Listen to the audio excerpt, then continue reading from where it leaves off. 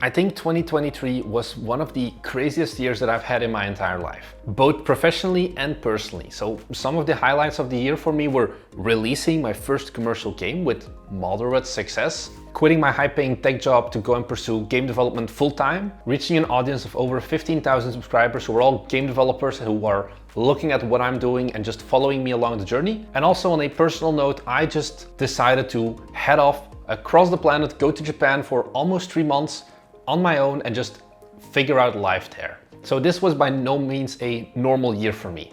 I made a video kind of similar to this last year where I talked about the things I learned my first year as a game developer. Now I want to do something similar, talk about 5 lessons that I have learned over the past year being a full-time game developer, having released a game already at this point and working on games in a professional capacity.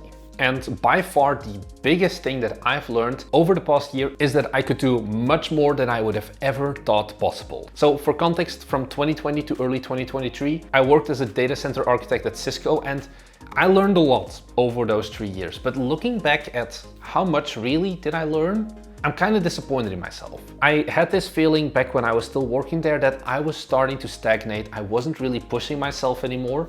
And that was also kind of the reason that I really wanted to pursue full-time game development, because I felt like I was wasting some potential. Boy, man, I kind of shot myself in the foot there. I was not ready for the amount of work that I would have to do by making this a full-time activity. Not just making the games, making these videos, deciding for some idiotic reason that I was gonna make 3 videos every week, 2 here and then a bonus one on our Patreon. And then on top of that, manage the company, manage the other employees in the company, and do all of that while staying sane. And it's been hard, I'm gonna be honest. Sometimes I lose my sanity a little bit, but I have learned so much about myself, about my work ethic, about game development, about YouTube, about everything really in my life that I probably would have thought was only possible in like 3 to 5 years. It's been a crazy ride, and I just realized in 2023 that I'm capable of more than I think. There were plenty of moments where I'm like, hey, you know, this is my limit.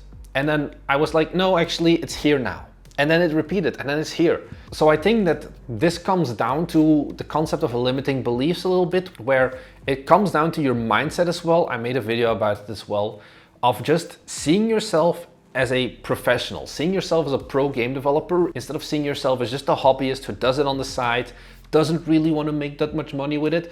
No, if you just look at yourself in a professional perspective, if you look at yourself and you set high goals, you're probably going to reach them. And if you set them high enough, maybe you won't reach them. Like we had a goal of 50,000 subscribers was a goal I gave for end of 2023. I still ended up with 15,000 subscribers, which in the grand scheme of things, like, okay, sure, it's like only 30% of the original goal, but it's still 15,000 subscribers, which if I would have just set a goal of 5,000 subscribers, sure, I would have probably gotten it, but I wouldn't have gone as hard and I wouldn't have grown as much. The second big thing that I learned is to stop comparing myself with other people. So this really manifested because when I went to gaming meetups here in Belgium, I was often, together with the rest of the Bite Me team, the only people who didn't have a game dev degree from the second or the first, depending on who you ask, best game development school in the world, Digital Arts and Entertainment. Of course, I can't compare myself with them because they get top-notch art skills. I had never even touched like Blender before I started becoming a game developer.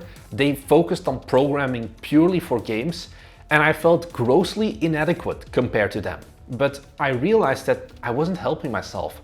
Similar to what I see with you guys is, why do you compare yourself to Eric Barone? He's completely different than you, and it's only going to make you miserable if you keep comparing yourself to other people who have different backgrounds, who have different lives. Instead, what I've realized is I should only really focus on comparing myself in the past to comparing myself today. I usually try to compare between like 1 week ago and 3 months ago, but if that is like not enough growth for you, even if you compare yourself 6 months ago, you should see a lot of progress. I also get this comment often of people who are like, hey, I could never be like you. And yeah, that's right, you can't, but that's fine. You're not me. You have a different background, you have different skills than I have, and we'll both get there in the end. It's just going to be maybe through different means that you'll get there, then I'll get there. But if we just both work on being better a week from now than we were today, that's all that really matters.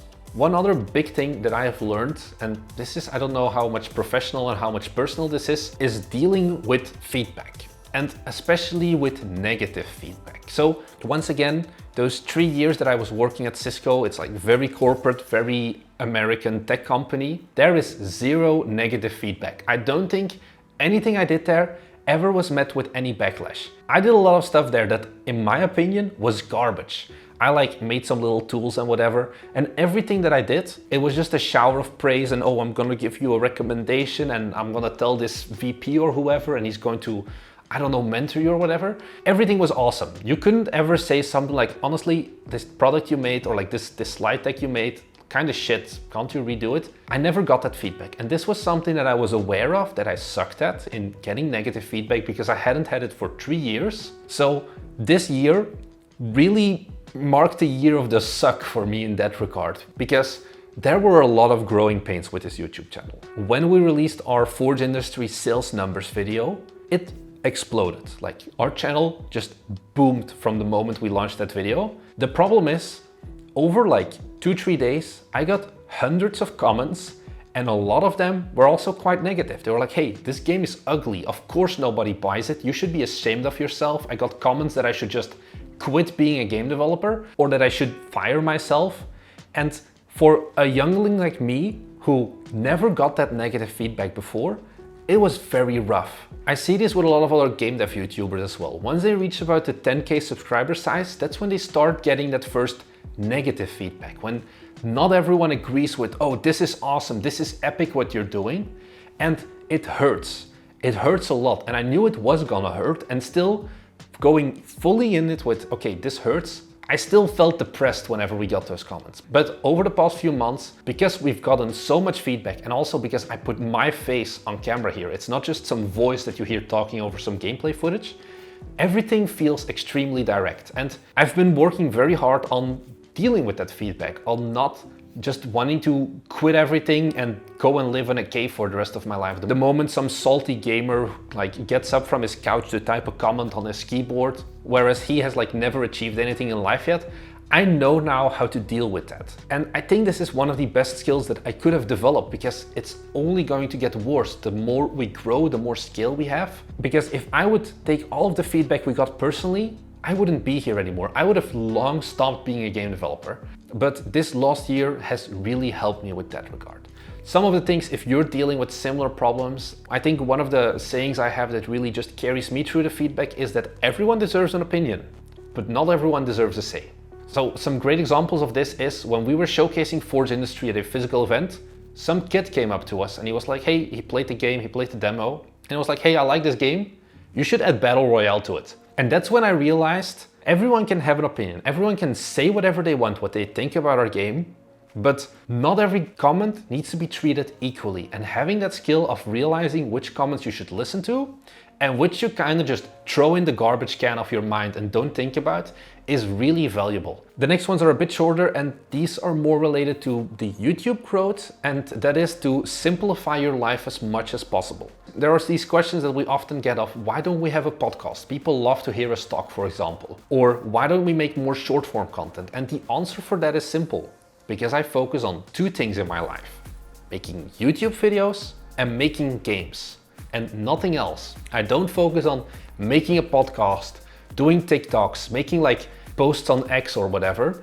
I just focus on these 2 things, because the more different things that I put energy into, the less I can focus on making videos and making games. And those are the only things that I really want to care about. I don't care about making a podcast. I could do it. I don't have any problems with it. Technically, if you wanted to, there would be a podcast episode up in like a week from now. But I don't feel like it's worth it, because I know what my strength is and I'm just going to focus purely on that. I see too many developers just hop around the different ways of marketing, hop around the different engines or whatever, and be focused on too many things at the same time. If you're focused on and the art and the programming and the marketing and the game design, it's going to be much harder for you to make a great game than if you're just focused on the game design and the programming and you just didn't care about the art. That is something we learned as well. Songs of Everjade, we're not caring about the art anymore. We're just paying people to do it, so we can focus more on the game design, we can focus on the programming, and I can focus on making these videos. And then lastly, if you just want to improve,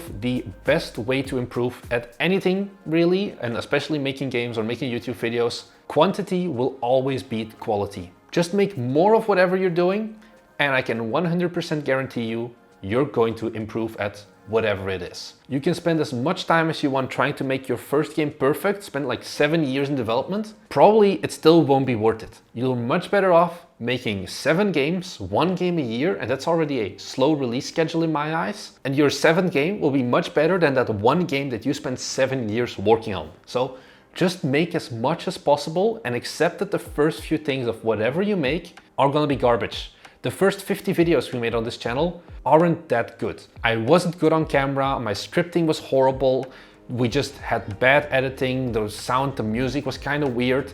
But as we reached video 100, you know, I actually like to watch my videos now. Before it was very cringy, but now, whenever I'm watching YouTube or whatever, I'm like, hey, actually, I don't like these other YouTubers, like they're not really answering whatever problem I have.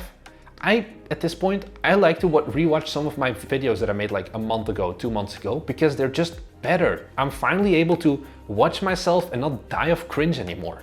Maybe it's narcissistic, I don't know. You have to be a little bit vain to be a YouTuber because I'm staring at my face all day basically. But still, just make stuff, make games, make videos, make anything really, make models if you just want to be an artist, and you are going to improve. So what about 2024? If you stayed up until now, I'm gonna give you a little sneak peek of what are my main goals for the next year.